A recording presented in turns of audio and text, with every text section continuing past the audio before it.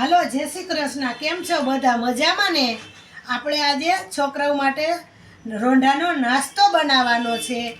આ મકાઈ છે, લીલી મકાઈ છે, બટેકું સુધાર્યું છે, ગાજર સુધાર્યું છે, ટમેટું સુધાર્યું છે, આ કેપ્સિકમ સુધાર્યું છે, આ સિંગ તરી લીધી છે, આ વેફર તરી લીધી છે અને આ વેફર તરી લીધી છે. તો આપણે એનો વઘાર દેવાનો છે. તો હાલો આપણે તેલ મૂકીએ.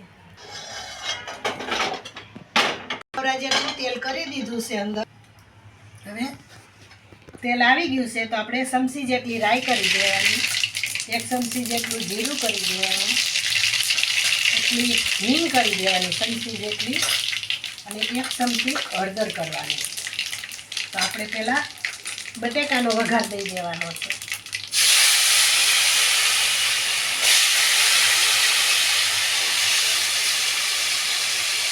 છોકરાઓ માટે સૂકો નાસ્તો બને, બહુ મસ્ત બને.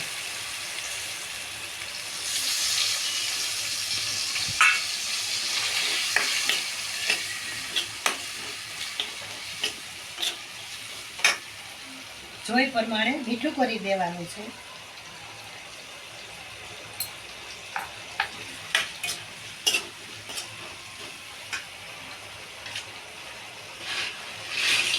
હવે એને પાણી નહીં કરવાનું, અંદર ઢાંકી દેવાનું, એકદમ બટેકું બફાઈ જાય. એની અંદર મકાઈ આપણે કરી દેવાની છે.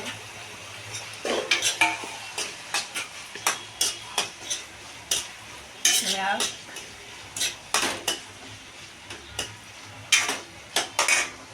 ગાજર છે,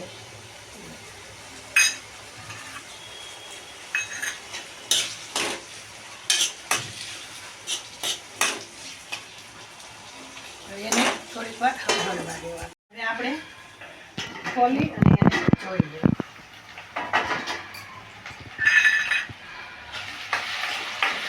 સરસ બધી એકદમ બફાઈ ગયેલા જેમ દેખાય છે. તો આપણે ટમેટા છે,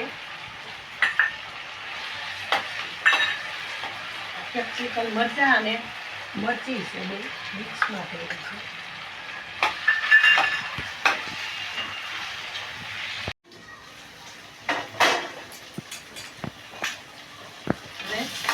બસ સરસ મજાનું બધું એકદમ સરસ બની ગયું છે. હવે 2 લીંબુ પાણીનો રસ છે, તો આપણે એને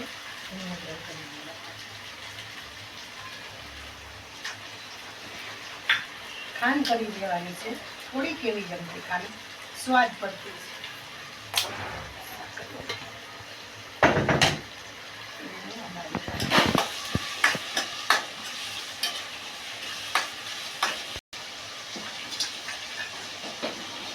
હવે આપણે ગેસ બંધ કરી અને એને નીચે ઉતારી લેવાનું છે. આમાં બધું કરવું છે. પછી હવે આપણે જોઈ પ્રમાણે સિંગ કરી દેવાની.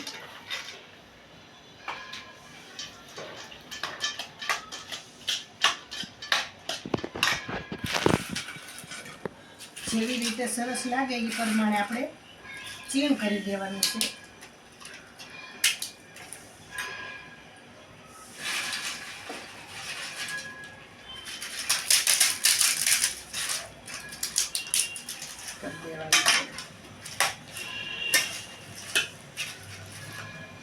એકદમ સરસ લાગે.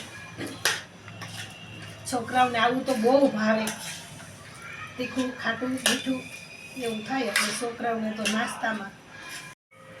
હાલો છોકરાઓ માટે આપણે નાસ્તો તૈયાર થઈ ગયો છે. જો તમને ગમે તો લાઈક કરો, શેર કરો અને સબસ્ક્રાઈબ કરો.